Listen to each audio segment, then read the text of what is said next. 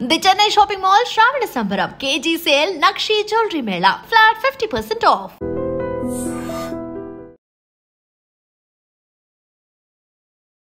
Hi hello నమస్తే welcome to iDream media. నేను మీ శ్రావ్య.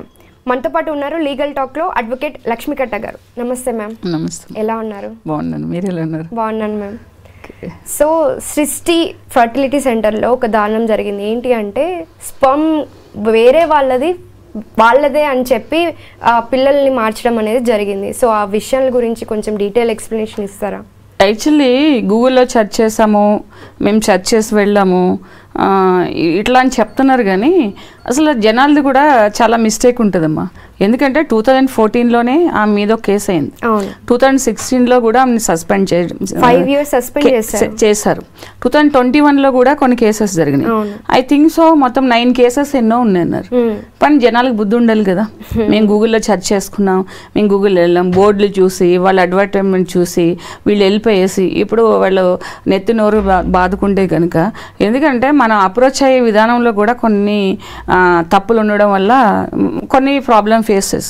ఆమె చేసిన మోసము, ఆమె చేసిన వృత్తికి కలంకము, ఒక స్త్రీకి కూడా కలంకం. అంటే ఒక పిల్ల పుడితే, ఒక బాబు పుడితే, అంటే ఒక బేబీ పుడితే ఆ తల్లి ఎమోషన్స్ ఎట్లా ఉంటాయి, ఆ పేరెంట్స్ ఎమోషన్స్ ఎట్లా ఉంటాయి తెలుసు కూడా ఆమె చేసిందంటే ఆమెని మనం ఎక్స్క్యూజ్ చేయవలసిన లేదు. ఒక లేడీ అని ఇది ఫస్ట్ టైం కాదు కదా, చెప్పుకోవాల్సిన అవసరం లేదు.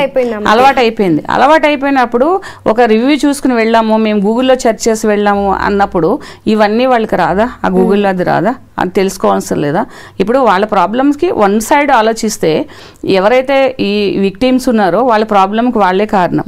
రెండోది ఏంటంటే ఎప్పుడు మోసాన్నే నమ్ముతారు. ఆ మాటల్ని, ఆ మెస్మరిజము, ఆ టాక్స్, ఏదైనా సరే, ఏ ప్రొఫెషన్ అయినా సరే వాళ్ళు క్యాష్ చేసుకోవాలి, ఈజీగా పైకి ఎదగాలి, డబ్బు సంపాదించాలంటే మోసం అనేది 80% ఉంటుంది, 20% జెన్యూనిటీ ఉంటుంది. సక్సెస్ఫుల్గా అంటే సక్సెస్ రేట్ ఎక్కువ కనిపిస్తుంది అంటే మోసంలోనే సొసైటీలో సక్సెస్ రేట్ కనిపిస్తుంది. జనాలు ఎవరైనా ఇలాంటి వాటిని అప్రోచ్ అయ్యేటప్పుడు ఏంటంటే డెఫినెట్గా దీన్ని 10 సార్లు 100 సార్లు దేంటి కరెక్టా కాదా, whether it is genuine or not అనేది వాళ్ళు చేసుకుని వెళ్ళాలి. ఆ మీద అన్ని కేసులు ఉన్నప్పుడు, సరిగా బోర్డే లేనప్పుడు, మెడికల్ బోర్డులో ఆమె సస్పెండ్ అయినప్పుడు, ఆ మీద కేసులు ఉన్నప్పుడు వీళ్ళు గూగుల్లో ఏదో చూసేసుకుని ఎలా వెళ్ళేసి లక్షలు కట్టేస్తారు. ఎవరో చెప్పారు, మేము వెళ్ళారంట. అదే జెన్యూన్గా చెప్పండి, మీరు డబ్బులు ఇచ్చారు, కడతారు, మేము చేస్తాము, అవుతుంది అవ్వదు అనేది అది 100% గ్యారంటీ లేదు. మేము ట్రై చేస్తామనండి, ఎవరో వెళ్ళరు.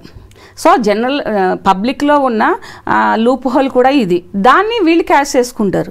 ఇప్పుడు ఆమె చిన్నమేమీ కాదు, అవేర్నెస్ లేదు, లేకపోతే సొసైటీ గురించి అవగాహన లేదు, లా గురించి అవగాహన లేదని ఇంట్లోనే అడ్వకేట్స్ ఉన్నారంట. 50+ అంటే 80% లైఫ్ వెళ్ళిపోయింది. ఎందుకు ఇంత దారుణాలు చేసి సంపాదించాలి? ఫస్ట్ ఇలాంటి వాళ్ళు ఏంటంటే ఒక లీగల్ పనిష్మెంటే సరిపోదు నిజంగా చెప్పాలంటే. ఆల్రెడీ పనిష్మెంట్ అయినా కూడా అంటే అదే చెప్పాను కదా, నేను వేరే దాంట్లో చెప్పాను నేను. పబ్లిక్ ఏంటంటే కేసు పెట్టేస్తున్నారు, దాన్ని కౌన్సిలింగ్ చేసేస్తున్నారు, కోర్టుకి వెళ్తున్నారు, బెయిల్ తెచ్చుకుంటున్నారు అనేది. ఇప్పుడు లా అండ్ ఆర్డర్ మీద ఎవరికి కూడా భయం అనేది లేదు. దాన్ని వెళ్తే మనం ఇలా ప్రాబ్లం చేస్తామని లేదు. డబ్బులు ఉంటే ఇప్పుడు ఆమె ఒక 1 కోటి రూపాయలు సంపాదిస్తే దేంట్లో 10 లక్షలు పెట్టి బయటకు వచ్చేస్తే 90 lakhs మనకు ఉంటాయి కదా అన్నట్టు ఆలోచన విధానం పెరిగిపోయింది. లా అండ్ ఆర్డర్లో ఏంటంటే ఇంకా స్ట్రిక్ట్గా పెరగాలి.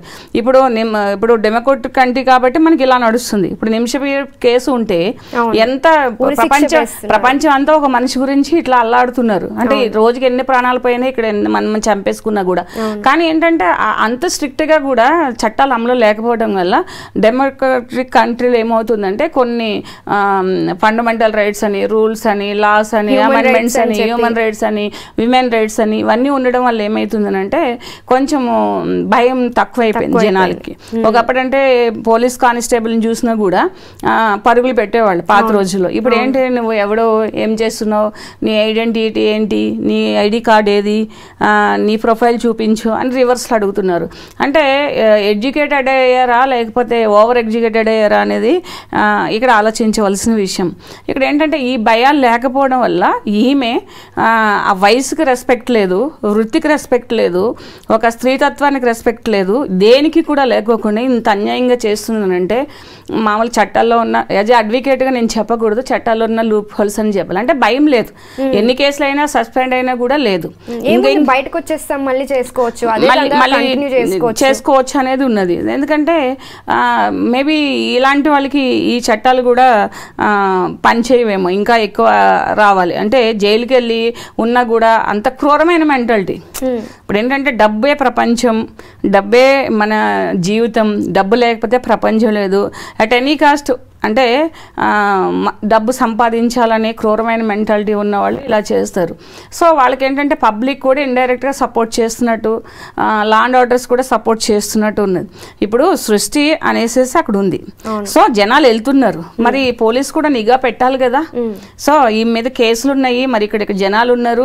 సికింద్రాబాద్ అనేది హార్ట్ ఆఫ్ ది సిటీలోనే ఉన్నది. అప్పుడు ఆ నర్సింగ్ హోమ్ ఏదైతే ఉన్నదో అది కూడా పర్మిషన్ ఎలా ఇస్తారు? పర్మిషన్ లేకుండానే చేస్తుంది, పర్మిషన్ లేకుండా చేస్తుంది. ఇప్పుడు ఏదో ఏంటి ఢిల్లీయా ఎవరో ఒక పేరు ఒకళ్ళు రాజస్థాన్ వాళ్ళు ఎవరో ఒక కపుల్ వచ్చారంటున్నారు. వాళ్ళు మేము గూగుల్లో చూసి వచ్చాము, మేము ఆన్లైన్లో చూసి మేము దాని రేటింగ్ చూసి మేము అప్రోచ్ అయ్యాము అంటున్నారు. అసలు ఆన్లైన్లో ఎందుకు పెట్టాలి, ఎందుకు ఉంచాలి? కేసులు నడుస్తున్నప్పుడు ఇన్వెస్టిగేషన్ ప్రాపర్గా ఎందుకు చేయరు? మరి ఎందుకు దాన్ని డిలీట్ చేయించకూడదు? ఎందుకంటే మరి అది ఉన్న గురించే కదా, ఈ ప్రొఫైల్ అంతా ఆన్లైన్లో ఉన్న గురించే కదా. వాళ్ళు ఇండైరెక్ట్గా సోషల్ మీడియాలో వాళ్ళు అడ్వర్టైజ్మెంట్ చేసుకుంటున్నారు వాళ్ళు దాని గురించి. జనాలు ఏంటంటే ఇలాంటి వాటిల్లో, ఎందుకంటే పిల్లలు ఎవరికో పుట్టారు, ఎవరికో చేశారు. ఇప్పుడు ఎవరో యుఎస్ వెళ్ళాలి కాబట్టి ఇక్కడ నుంచి హైదరాబాద్ నుంచి వేరే స్టేట్ తీసుకెళ్ళినప్పుడు డిఎన్ఏ టెస్ట్ కావాలంటే బేబీ కావాలి, అది ప్రీవియస్ కేసు. మరి ఇప్పుడు కూడా వాళ్ళు వెళ్ళి అక్కడికి చెల్లి చేయించుకున్నారు. ఎంత ఘోరం అది. వాళ్ళకి ఆల్రెడీ ఆ 3 years లో వాళ్ళకి ఎఫెక్షన్ కూడా, మా బాబు అనే ఎఫెక్షన్ కూడా ఏర్పడుతుంది. ఇప్పుడు జనరల్గా ఏంటంటే అడాప్షన్ కారా వాళ్ళు, అంటే చైల్డ్ అథారిటీ వాళ్ళు, చైల్డ్ వెల్ఫేర్ వాళ్ళు అడాప్షన్ ఇచ్చినప్పుడు కూడా ఏం చేస్తారంటే మన వైఫ్ అండ్ హస్బెండ్ కలర్కి తగ్గ వాళ్ళు, వాళ్ళ ఏజ్కి తగ్గ వాళ్ళని, వాళ్ళ ఫీచర్కి మ్యాచ్ అయ్యే వాళ్ళకి ఇస్తారు. ఇచ్చిన తర్వాత 3 months తర్వాత మళ్ళీ కోర్టుకి రమ్మంటారు. అలా బేబీని ఎలా చూస్తున్నారు వీళ్ళు, ఎలా లుక్ ఆఫ్టర్ చేస్తున్నారు అనేది చూస్తారు. వీళ్ళు కూడా మంచిగా తయారు చేసి జడలేసి అంటే మంచిగా తీసుకొస్తారు. వాళ్ళ ఫేస్ లోనే ఎఫెక్షన్ తెలిసిపోతుంది ఆ 3 monthsకే. అంటే వాళ్ళు తెలిసే అడాప్షన్ తీసుకుంటారు, కానీ పిల్లలు లేకుండా ఉన్నారు కాబట్టి they will develop the affection. అంటే టూ కేరింగ్ ఉంటుంది, అఫెక్షనేటివ్గా ఉంటారు. వాళ్ళకి ఎప్పుడేమొస్తుంది అనేది చాలా ఇదిగా సెన్సిటివ్గా చూసుకుంటారు. అలాంటి దీన్ని లక్షలు పెట్టి చేసుకున్న వాళ్ళు ఎంత కేరింగ్ ఉంటారు. మన బేబీ అన్నప్పుడు, మన బేబీ మన బయోలాజికల్ బేబీ అవుతుంది అన్నప్పుడు వాళ్ళు డెఫినెట్గా ఇంకా కేరింగ్, చాలా హ్యాపీగా మొక్కులు మొక్కడం, దేవుళ్ళని చూడడం అన్ని చేస్తారు. ఈ అన్ని పాపాలకి కారణం ఎవరు? ఇక్కడ ఈమె. సో ఎక్కడో వస్తుంది అని అంటే ఫెయిల్యూర్ లేదు. అంటే 90, 70, 60 + 30 అంటే 100లో 90 cases సక్సెస్. అంటే ఆ సక్సెస్ రేట్ ఎలా వచ్చింది? బెగ్గర్స్ నుంచి హెల్దీ బెగ్గర్స్ నుంచి, హెల్దీ డైలీ వేజెస్ లేడీస్ నుంచి 70,000, 50,000 ఇచ్చేసేసి ఎగ్ కొనడము, వాళ్ళకేమో బీర్స్ బిర్యానీలు ఇచ్చేసేసి స్పామ్ కొనడము. సో ఇవన్నీ ఏంటంటే అక్కడ ఇంకా హెల్దీ ఉన్న వాళ్ళది లేదు, ఎవరో బేబీల్ని కొని సరోగసి అనేసి ఇచ్చేయడము. వెంటనే నీకు పుట్టరు, నువ్వు సరోగసికి వెళ్ళాలి. ట్రాఫికింగ్ ఏమనాలి మేము? అసలు దీన్ని ఎక్కడ ఆపుతారు? అంటే ఇంత జరుగుతున్నా కూడా పోలీసులు ఏం చేయట్లేదా? చట్టాలు ఏం చేయట్లేదా? సో కేసు పెట్టేసి ఊరుకుంటున్నారమ్మా. కోర్టుకి తిరుగుతుంది, కోర్టుకి తిరిగి ఆవిడేం చేస్తుంది వేరే చోట, ఇప్పుడు వరుసలో పెట్టింది, కల్గట్టాలో పెట్టింది. అంటే దుకాణాలు మార్చేస్తూ ఉంటారు కదా. ఇప్పుడు సూట్ కేస్ కంపెనీస్ అంటుంటాం, ఇక్కడ పెడతారు, ఒక మొబిలైజ్ చేస్తారు, ఒక 100 కోట్ల 50 కోట్ల చేస్తారు, మళ్ళీ వేరే స్టేట్కో వేరే స్టేట్కి తెలియకుండా వెళ్ళిపోతారు. ఏం చేస్తున్న బిజినెస్ కూడా అట్లాంటిదే. ఇప్పుడు ఈమె ఒక్కదాన్నే కాదు, ఇప్పుడు దీంట్లో ఎంతమంది ఉన్నారు, పార్టిసిపేట్ చేస్తున్నారు, దీన్ని ఎంతమంది కాపాడుతున్నారు అంతే. మరి ఇప్పుడు బెగ్గర్స్ నుంచి కూడా ఎక్కడి నుంచి కల్గట్టా వరకు ఇక్కడ హైదరాబాద్, విజయవాడ నుంచి హైదరాబాద్ వచ్చింది, హైదరాబాద్ నుంచి కలకత్తా వరకు వెళ్ళింది. ఇంకా చాప కింద నీరులాగా ఎక్కడెక్కడికి ఈ పిల్లలు వెళ్తున్నారో, ఎక్కడ ఎవరి దగ్గర కొంటున్నారో, ఇదంతా పెద్ద మాఫియా ఉన్నది. దీన్ని అంతా అరికట్టవలసిన పరిస్థితి ఏంటంటే, ఇప్పుడు అడాప్షన్ కేసులోనే పీటర్ సుబ్బయ్య అనేసి పెద్ద పెద్ద కేసులు అయినాయి. అవి లాలో అంటే లా జనరల్స్ లో జడ్జిమెంట్స్ కూడా అయినాయి. ఇప్పుడు అలా కావాలి, ఈ కేసు అంతగా ఫైట్ చేయాలి. ఇప్పుడు మనకున్నది ఏంటంటే ఆరంభ సౌరత్వం ఉంటుంది, కానీ దాని నుంచి కంటిన్యూస్ దాన్ని ఎండ చేసే వరకు పోరాడాలని ఎవరికి ఉండదు. ఇప్పుడు ధైర్యంగా వచ్చి కూడా ఎవరు చెప్పలేకపోతున్నారు ఇలా కట్టుకుని తప్పిస్తే. అంటే ఇలా భయపడుతుంటే ఎప్పుడు వాళ్ళకి బెగ్గర్స్ లో ఒక్కరన్నా బయటకు వచ్చి చెప్పుంటే మనకి ఇంత పెద్దగా ఇష్యూ అయి ఉండేది కాదు. అంటే వాళ్ళది ఏంటంటే 500,000 రూపాయల కోసం కకృతి పడి అట్లాంటి పనులు ఏముంది అయిపోతుంది కదా ఆ రోజుకి అని అనుకొని. ఇప్పుడు ఎలా ఉంటుందంటే, ఒక డాక్టర్ వచ్చి మీకు ఫ్రీ, అసలు వాళ్ళకి స్పామ్ తీస్తున్నారా లేకపోతే ఫ్రీగా టెస్టులు చేస్తున్నాం అదే చెప్తున్నారు కదా, తెలియకుండా చేస్తున్నారు కదా. ఇప్పుడు మేమంటున్నారు వాళ్ళకి ఫోన్ వీడియోస్ చూపిస్తున్నారు అని చెప్పి, వాళ్ళకి తర్వాత డ్రింక్స్ ఇస్తున్నారని చెప్పి, ఫుడ్ పెడుతున్నారని చెప్పి, లేకపోతే మీ ఫ్రీ హెల్త్ చెకప్స్ అని చెప్పేసేసి అందులో చెప్పి మీరు అక్కడ హాస్పిటల్కి రండి, మీకు ఇది ప్రాబ్లం ఉంది అది ప్రాబ్లం ఉందంటే, ఇదంతా ఏంటంటే వాళ్ళు కూడా పాపం వాళ్ళకి ఏం తెలుస్తుంది. ఇప్పుడు బెగ్గర్స్ వాళ్ళకి మెంటల్ ఇంబ్యాలెన్స్ ఉండి, లేకపోతే సైకలాజికల్ గా లో అయిపోయి, లేకపోతే డిజాబిలిటీ ఉండి, ఏదో మెంటల్ డిజాబిలిటీ ఉండి ఏదో వాళ్ళు బెగ్గర్స్ గా తయారయ్యారు. సో వాళ్ళని వాడుకోవడం అనేది అంతా అది చాలా క్రూరత్వం. అసలు ఒక డాక్టర్ ప్రొఫెషన్ అంటే నోబెల్ ప్రొఫెషన్. ఎంత కోటీశ్వరుడైనా ఒక ఐసీయూలోంచి బయటకు వచ్చినప్పుడు, లేకపోతే ఒక వెంటిలేటర్ నుంచి బయటకు వచ్చినప్పుడు చూస్తుంటే మనకి రీసెంట్ గా వచ్చిన కుబేరా మూవీ ఉంది, బెగ్గర్స్ ని తీసుకొని ట్రీట్మెంట్ చేసినప్పుడు ఎంత గొప్ప కోటీశ్వరుడైనా అదేంటి డాక్టర్ కి చాలా గ్రాటిట్యూడ్ తెలుపుతారు. అంటే ఎంత చిన్న డాక్టర్, ఎంత సింపుల్ డాక్టర్ అయినా కూడా థ్యాంక్ యూ అంటారు. Some time so first aid చేసిన డాక్టర్లు కూడా అయ్యో ఆ డాక్టర్ నన్ను బ్రతికిచ్చారంటారు. అంటే రియల్గా చెప్పాలంటే డాక్టర్కి ఉన్నంత హానెస్టీ, హంబుల్నెస్ మనం చూపించేది, గ్రాటిట్యూడ్ లైఫ్లో ఎవరికి చూపించమేమో. ఎందుకంటే ప్రాణం అంటే ప్రతి ఒక్కరికి దీపే. అలాంటి డాక్టర్ వృత్తిలో ఉండి అంతే ఏజ్ ఉండి, ముఖ్యంగా ఏంటంటే చిన్న చిన్న వయసులో వాళ్ళు ఏదో కాస్మెటిక్ సర్జరీలో ఇప్పుడు అయ్యో మాఫియాలు జరుగుతున్నాయి అనేసి అంటున్నాం మనం. వాళ్ళంటే లగ్జరీస్కి అలవాటు పడి, ఇదంతా అలవాటు పడి ఏదో వేరే చోట్ల చదువు కొనుక్కుని వచ్చి డబ్బులు సంపాదించాలని పేమెంట్ సీట్స్తో చదివి వాళ్ళు ఏదో చేస్తున్నారంటే ఒక అర్థం ఉన్నది. కానీ 50 ఏళ్ళు దాటినామే, లైఫ్ గురించి అన్నీ తెలిసినామే, it's very bad to talking about her. అవును మ్యామ్, మామూలుగా అంటూ ఉంటారు వైద్యో నారాయణో హరి అని చెప్పి. ఇలాంటి వాళ్ళని చూస్తే ఏమనాలో అర్థం కావట్లేదు. అదే చెప్తున్నాను, ఒక ఆర్ఎంపీ డాక్టరే కొన్ని ప్రాణాలు పోస్తారు.